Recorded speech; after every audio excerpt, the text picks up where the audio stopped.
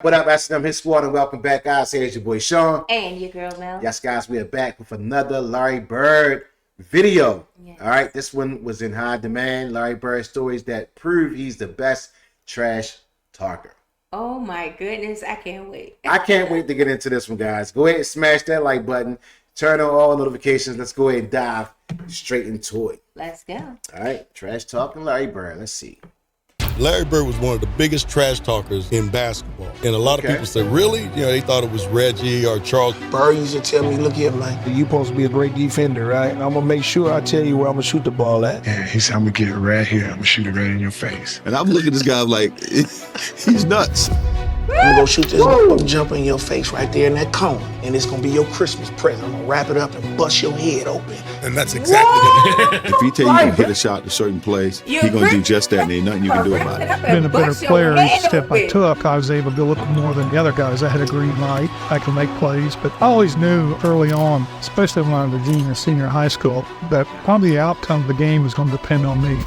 Well, yeah, I interviewed Gary Payton, a venomous trash talker. And I asked him who the most vicious trash talker he's ever encountered. He said Larry Bird. Oh, no question. Larry Bird. Shit, like we talk. Let me tell y'all something. Bird used to tell me, look here, man. I'm going to go shoot this motherfucker jumper in your face right there in that cone. And it's going to be your Christmas present. I'm going to wrap it up and bust your head open. All that shit. He told me, young fella, let me tell you something. I can shoot a jumper anywhere I want to. You supposed to be a great defender, right? I'm gonna make sure I tell you where I'm gonna shoot the ball at. And I was like, man, come on now, you're not gonna shoot the ball. Like, he looked So he sorry. said, I'm gonna take you over in that corner right there. You see it over there by my bench, right? And I'm gonna give you something, and it's gonna be this jumper. So he went right to that corner, Bird. and I'm up on him, I'm under him. And he said, young fella, what did I tell you I was gonna do? And he turned around, raised up, and it was all drawn. And I said, shit, I ain't gonna mess with you no more. He messed their heads, man. That shit, man. Everybody be talking about these greats. They'll be always mentioning him. He was the shit. Yeah. The shit, man. He'll give it to you any way he wanted to. Damn.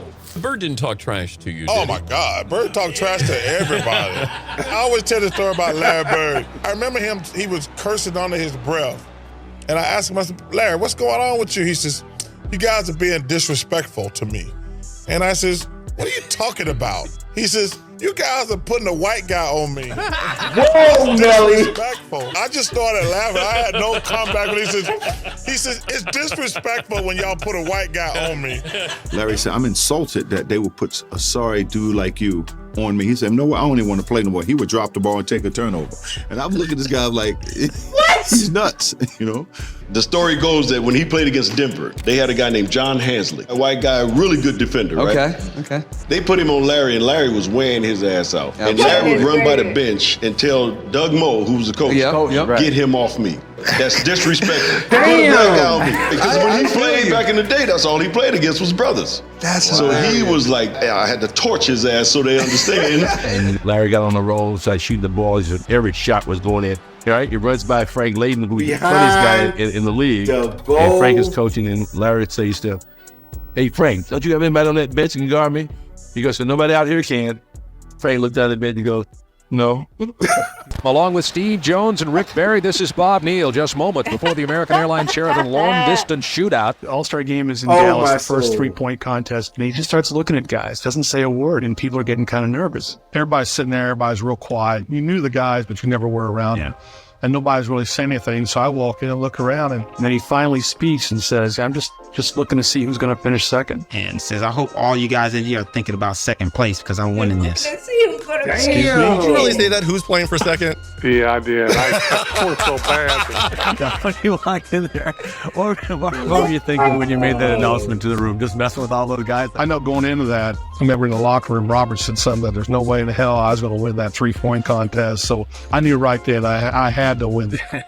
That check's had my name on it for a week now, and I knew I was going to win this thing. I've been practicing, and my teammates said I wasn't going to win it, but I came back and lucked out, really. Bird would luck out again the next year, but in 1988, it looked like his luck had finally run out. He certainly doesn't have that normal Bird rhythm going for him. Seconds remaining, has only 7, has to beat 15. That's 8, make it 9, and 10, 11 has recounted. 13. Huge whack that time for Bird. He's still got to drop one here quickly. 14. This is a tie for the money.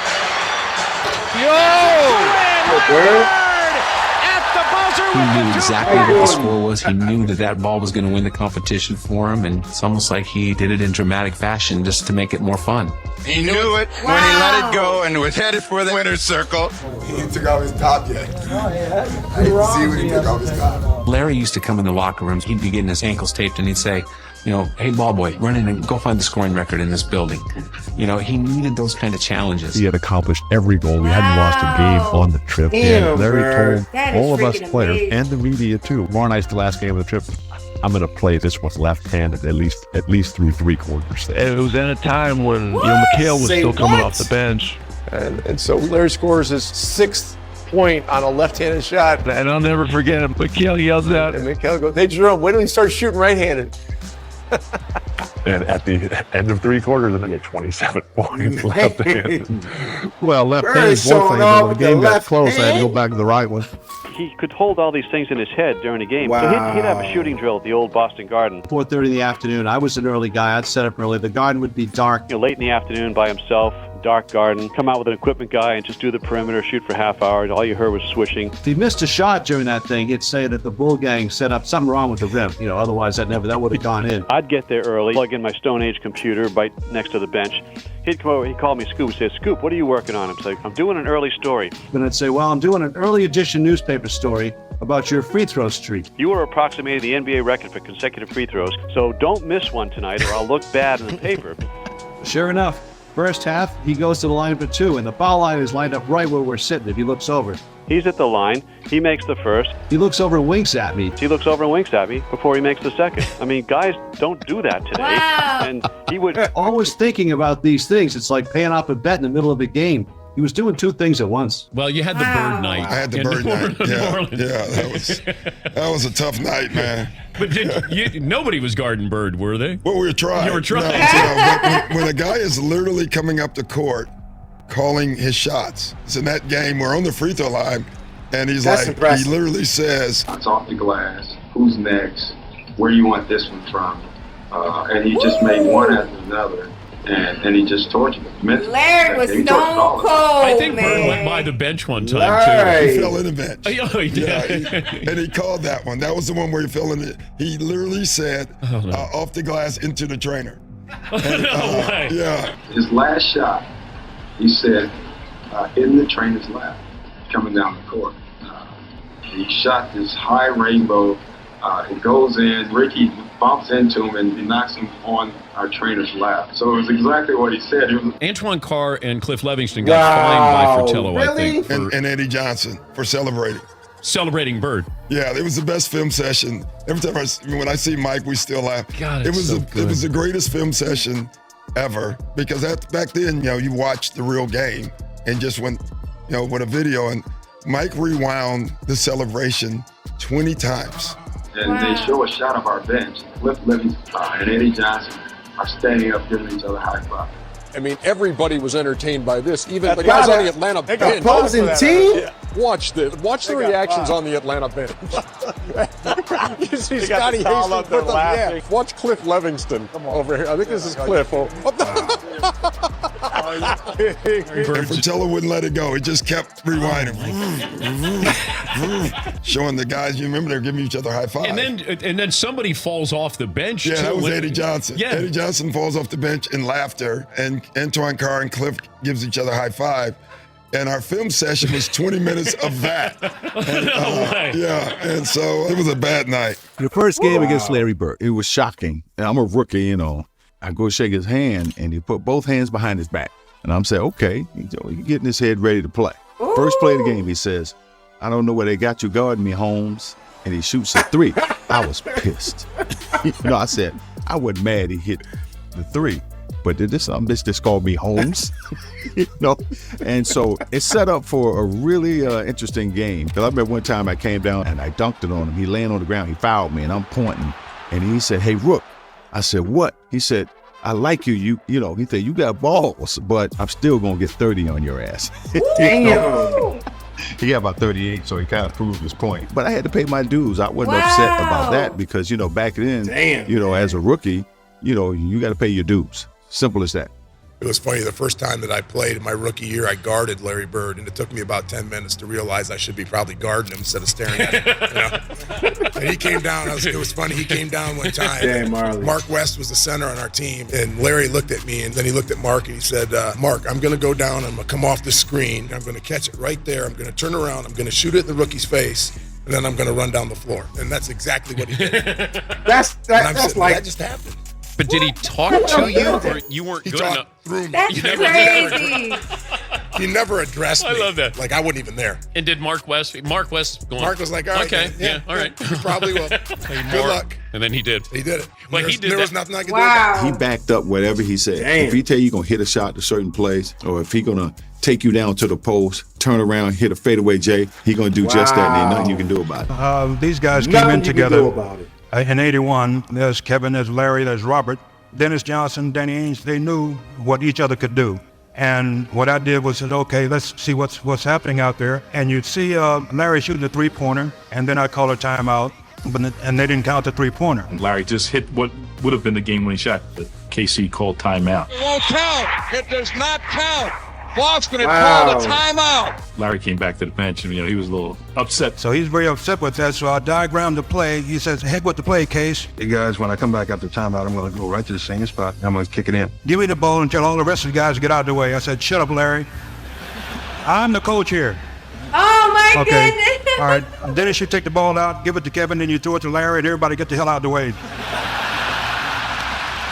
Celtics are down by 2 points. Get out the way. He's out by the three-point line, and he's being guarded by a guy named Johnny Hott. He goes down before the ball is thrown in, and he's standing right in front of the Phoenix bench, and he looks at all the guys on the bench and says, yeah, I'm just fixing to bust a three on you guys and just go home. I'm tired of this. And he says, watch my hand as I follow through. And, Johnny High sort of smiles and laughs about it. And I was supposed to cut off the high post and post up for a second and then go across and set a pick. Well, I came off the pick and I was wide open and I stood there waiting for the ball. I had a smaller guy to post up and Larry just waved me out of the way saying, get out of here, get out of the way. And then he just turns around and shoots a perfect three. As the ball's in the air, he kind of turns towards the Phoenix bench and yells, told you so. He stops running to the locker room. As he continues on to the dressing room. Now, that's what you call arrogance.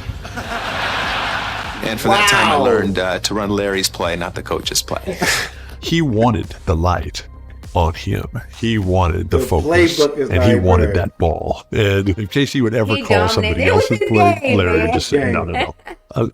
I'm shooting this ball, and he would. I get a charge when I tell someone on the opposing team that I'm going to hit the last second shot and then do it.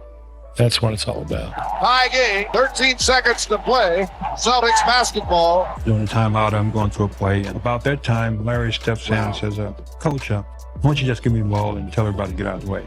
It's Larry. If he wants the ball, he wants the ball. After the timeout, we walked back on the court, and then Xavier was guarding him. So he tells Xavier, I'm getting the ball. I said, I know, I'm going to be waiting. And he said, I'm going to get it right here. I'm going to shoot it right in your face. 5, and Bird has the basketball. Look out. Larry Bird, just phenomenal the way that... He came out right about that exact spot and shot a shot right in my face. And, he was like, I didn't mean to leave 2 seconds on the clock. I walked back to the sideline like, damn. One of the biggest trash talkers in basketball. And a lot of people say, really? They thought it was Reggie or Charles. Larry Bird talked more trash on the basketball court than anybody I've ever played against. So we playing him the last play. He says to James Worthy, he says, you guys don't have to worry about it. I'm going to go right over there in that corner.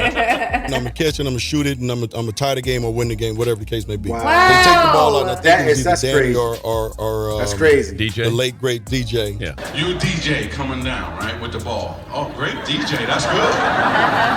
So pass it to Larry, he's in that corner. Now I gotta go out and close Larry Bird out. So as I'm running out to Larry Bird, he's talking trash to me. I don't know why you running out here.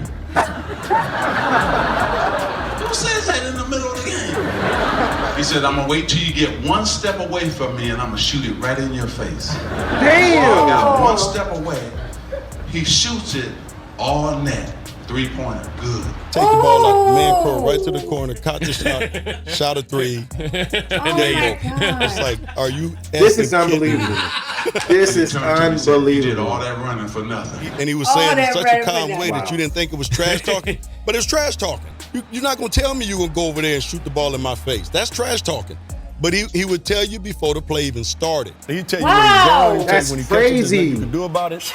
And it was great trash talking because it wasn't vulgar. I mean, he wasn't pounding his chest. You can just be standing next to him. You know, I would jump out and try to block a shot on rotation, and he'd say, Scott. You jump high, but you don't jump that high. You can't get this. Scott, you're a little too late. Scott, you're not getting that. You can't. Why you running out? But it was all game. He'd say something like, don't do that. Yeah, don't do that. Yeah, I mean, he talked the whole game, and it was, you know, after the game and after years of thinking about it, you're like, man, that dude is one of the greatest players ever played. He was ridiculous. He came on here. Our sportscaster played the Superman theme when he was talking about him that night after the game because he did everything. Points, rebounds, assists. Everything. Just steals, you name it. Everything. Such a great mind for the game. I had a lot of respect for him as a competitor. That competitive nature, the work ethic, because I asked a lot of questions. You know, playing with Byron Scott, I asked him a lot of questions. Eddie Jones, Magic, James Worthy, Kurt Rambis, all the Laker greats, I would always sit down and just ask them questions. What actually happened there? What did you feel there and why? You know, Bird tough to defend, why? Because you look slow as shit to me. So it's like, I'm missing something. So like, tell me what I'm missing. You know what I mean? You know, like I was saying, growing up in Boston, people all used to always talking about that he can't jump, he can't do this, he can't do that. And, you know, a lot of my friends was like that, you know. So, I got to the league. I called all my friends back up. I said, you know, all that trash that you were talking, you need to squash all that. This man is great. Whatever you were saying, for a man who can't jump, he's demolishing everybody. He's doing it on everybody. He's doing it on the best defensive players in the league. Yeah, I never forget driving, and I'm listening to a game. It's New Mexico State playing Indiana State. I don't really care about the game, but New Mexico State is right up the streets from El Paso, and I went to UTEP, and we're big rivalries. So I'm hoping that Indiana State will beat New Mexico State. And I'm listening to the radio, and I have no clue of the players on either team. All of a sudden, this name keeps coming. Bird. He goes to the right, Bird. He makes the shot, Bird. I said, God damn, who is Bird? Bird. You know, here's Bird, and Bird this, and Bird. Oh, did you see the pass that Bird made? Nelly. I can't see it, but I'm just trying to imagine it. When the time I got to the end, I said, damn, that brother can play. When I got the newspaper the next morning and saw Larry's picture, I said, damn. Larry, it wasn't you know, be honest with you. The young lady that said you were her favorite player, mine too. I love you too, Magic, but not as much as I like Bird. People always talk about great basketball players, and they don't never mention him to be up in that round. But Larry Bird was cold. I don't think nobody ever could get out with him. You ask Magic. That's why Magic had a run, and he was mad when he had to retire in '92 because of what he was going to be missing with Larry Bird. And then you remember Larry Bird took 2 more years, and then he quit because he said his main guy who he wanted to play against is gone. I'm going to tell this story. We're in LA, and I'm hurt. I got a pulled hamstring, so I'm not playing tonight. So I can't play against the Celtics. You know, I'm killing myself. You know, Larry's warming up. The anthem is sung and get introduced. And right before they go out on the court, Larry comes down. He says, you know what? Since you're here, I'm going to put a show on for you. So you just sit back and watch, okay? Wow. Don't worry. I'm going to put a show on for you. And I'm like, man, get out of my face, man. This guy, man. Want to hear that? You know, that's Celtics and the Lakers. And he went out. I think he scored 38 points, about 20 rebounds, about 15 assists. And every shot he would shoot, he would turn to me. Every time he hit one, he'd look at me. Wow. And I said, boy, you know, the thing about it that I love about you is that most guys talk trash and can't back it up. Right. But Mr. Bird, you know you can back your trash talking up. He backs it up. And last but not least, I'm going to say this because you told me one lie. You only told me one lie in your career. Only one. And you only lied to the fans and all the people in the world one time. Do you know what that lie was? You don't remember, do you? Larry Bird said that there would be another Larry Bird one day. And Larry, there will never, ever, ever be another Larry Bird. Never. And so, this is I'm about mine, to cry, man. and I signed it to you, to the greatest basketball player ever, but more important, a friend forever. I love you, I respect you, and I admire you.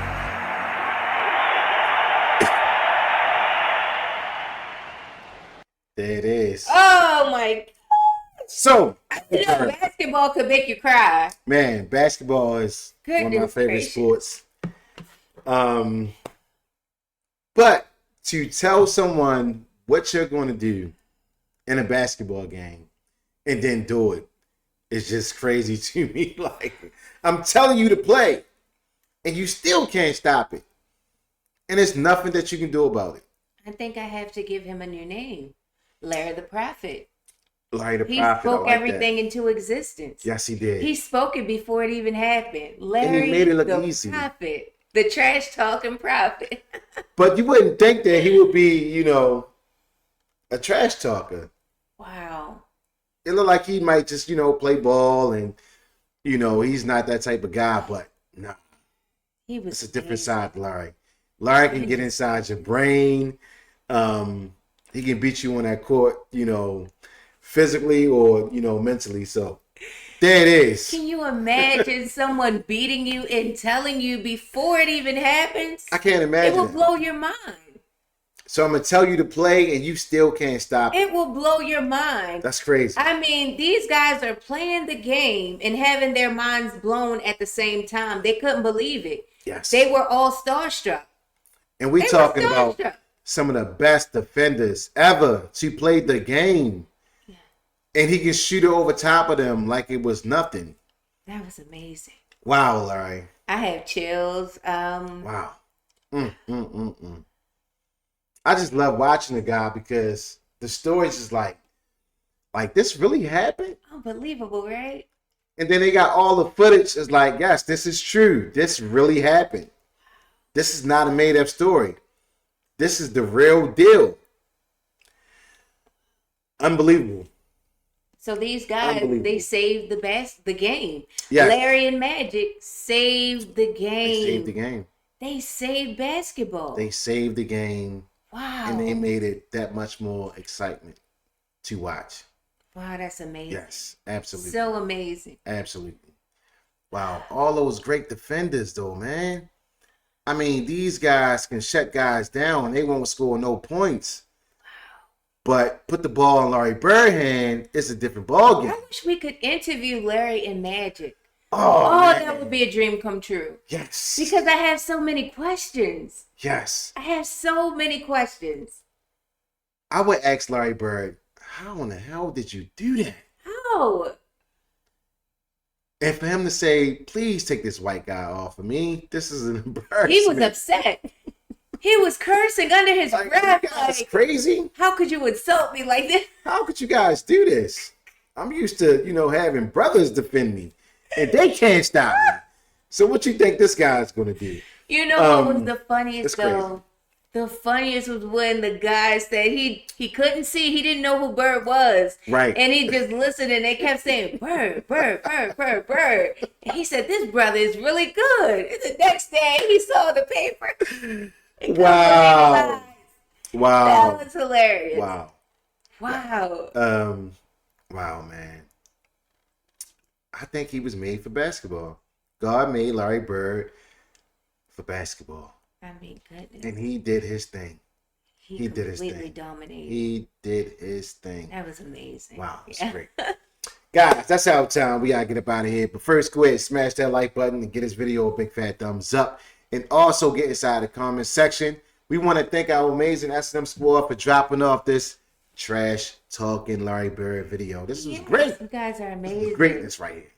All right, we appreciate the love. The comment section is awesome. Oh man, I'm telling you. Larry Bird got a big fan base, and we want to be a part of it.